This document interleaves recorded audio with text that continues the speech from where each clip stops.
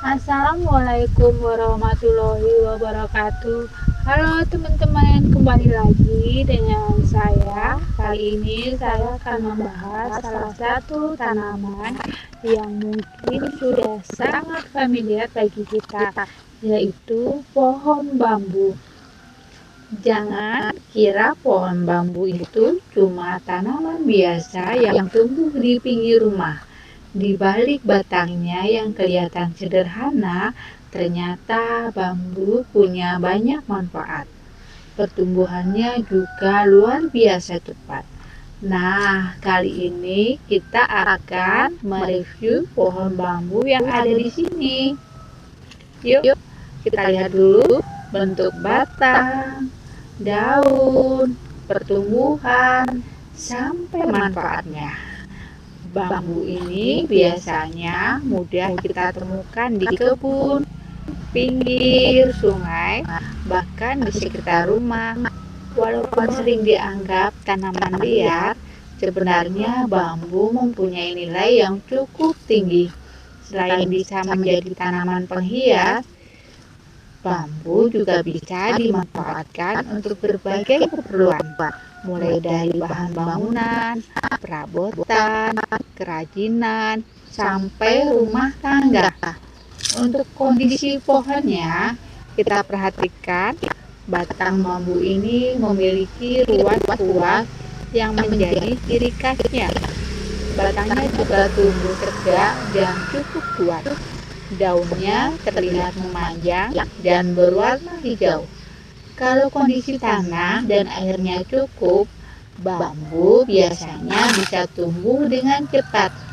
Yang menarik lagi, bambu sebenarnya tidak tumbuh seperti pohon pada umumnya. Bambu termasuk kelompok rumput-rumputan, tetapi ukurannya bisa sangat besar dan tinggi. Jadi jangan sampai ada yang bilang bambu itu pohon biasa. Secara botani dia justru masih saudaraan dengan rumput. Pertumbuhannya bambu itu yang menarik, dapat menghasilkan tunas baru dari bagian bawah atau rimpangnya. Tunas inilah yang nantinya berkembang menjadi batang bambu. Kalau kondisi lingkungan cocok, bambu bisa berkembang cukup cepat. Karena itu, kalau menanam bambu di sekitar rumah, kita juga harus memperhatikan tempatnya. Jangan sampai awalnya cuma menanam satu rumput, tahu-tahu beberapa waktu kemudian sudah memenuhi halaman. Niatnya bikin tanaman hias, malah berubah jadi hutan bambu. Sekarang kita akan membahas untuk manfaatnya.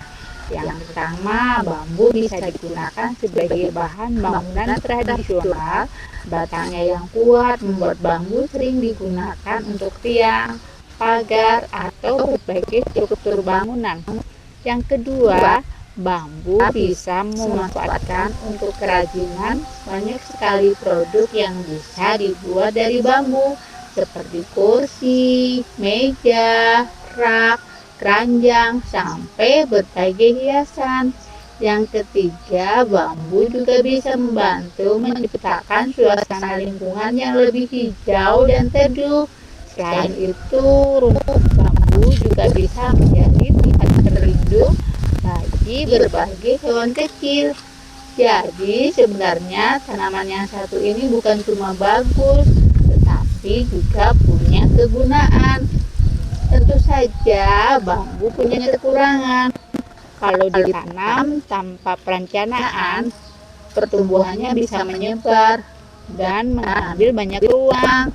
Karena itu, sebelum menanam bambu, sebaiknya kita tentukan dulu lokasinya, kondisi tanahnya, ketersediaan air, dan jenis bambu yang akan ditanam. Kalau hanya ditanam di lahan kecil, jangan asal pilih jenis yang pertumbuhannya sangat agresif. Intinya bambu itu bagus, tapi tetap harus dikontrol supaya tidak merepotkan diri kita sendiri. Untuk perawatannya sebenarnya tidak terlalu sulit. Pastikan tanaman mendapatkan air yang cukup, terutama ketika masih dalam tahap awal pertumbuhan. Bersihkan juga rumput atau tanaman pengganggu di sekitar rumput. Kalau ada batang yang sudah tua, rusak atau mati, bisa dilakukan pemangkasan agar rumput terlihat lebih rapi.